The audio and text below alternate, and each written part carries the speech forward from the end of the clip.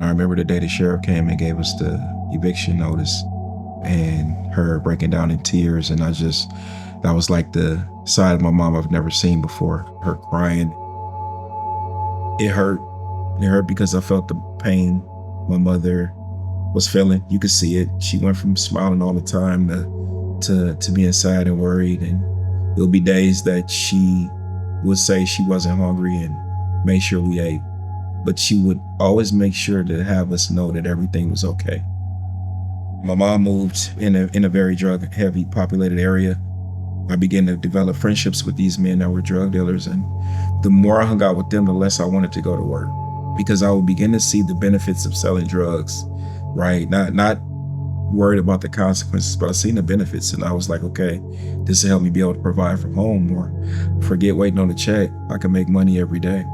So I remember getting my first set of drugs and selling it, and I bought groceries in the house, and my mom was almost like, she was like, thank you.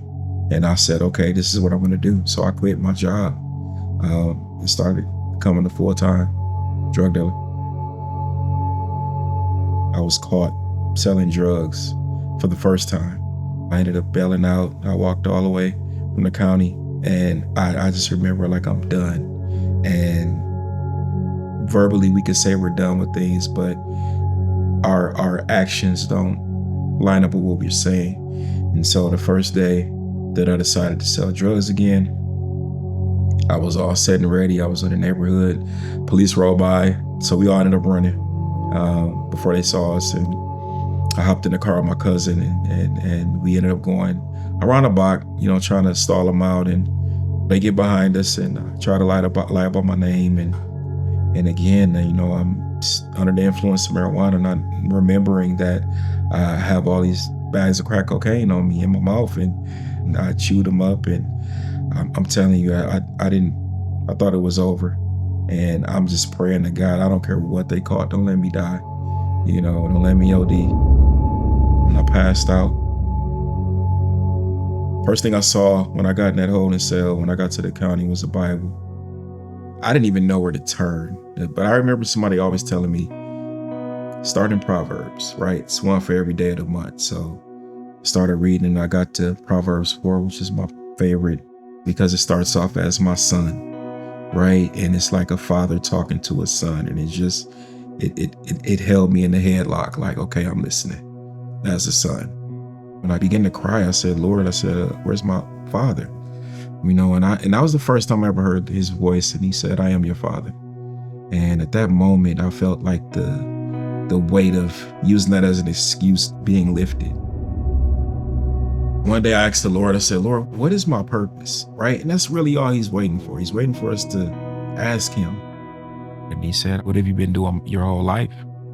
And I said, I love to cook. Go to culinary school. There was some resistance because of the trauma from having a felony on my back. I knew as soon as they see that F word on my background and on that application, it's a chance that I may not get hired, right? There's such a distrust seeing the felony on somebody's application, and you're handing this paper to them nervous, like, oh my goodness, I know as soon as they see it, everything that I've done up until this point, they're not gonna look at anything else, because let me find out why he went to prison, right? Tony Evers has granted pardons to more than 200 people since taking office. One of them is Jason Alston. He was 20 years old. He was found guilty of drug possession. It finally felt at that moment that weight I had been carrying of having 2 felonies was lifted off my shoulders. And it was all worth it. Now he's the owner of Heaven's Table Barbecue at Farwell in Ivanhoe. God gave me a vision of opening a restaurant called Heaven's Table. And he told me to call it Heaven's Table because everyone's invited to the feast in heaven. Cooking ultimately was my gift from God. And it wasn't just giving people physical food, but he was going to begin to teach me how to give people food spiritually as well. He allows us to be what we didn't have. So me not having a father, he allows me to be a father, obviously, to my kids, but also to others. But ultimately, God knew that the season of having a restaurant was going to close. My kids' school caught wind of me closing, and they know about the men's groups that I do. and just the different things I do in prisons. And they made a position up for me at their school as a fatherhood coordinator for their school. So they want me to, they allow me to interact with the parents of the students, the men, which is great because that's my calling. I'm called to talk to men and help men in this journey. So whatever you lacked, God is going to allow you to be that for other people if you allow Him, if you surrender to Him. To me, surrender is forgiveness, submission, and let it go. You can't surrender from the police like I did with anything in your hands and possibly live. So you have to surrender anything you're possibly holding on to. You let it go.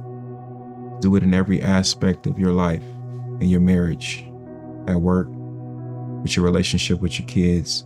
The more you surrender and allow Him to lead you, the better.